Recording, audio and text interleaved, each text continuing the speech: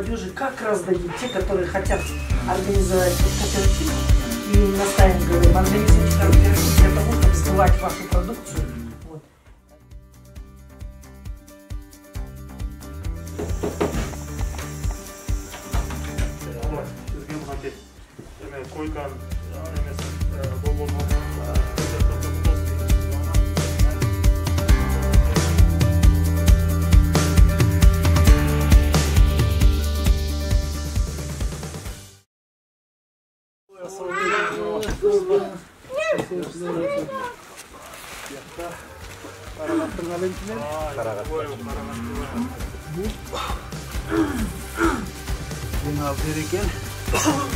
Bu tiseleken, bu kapitan eken, tigil tiseleken.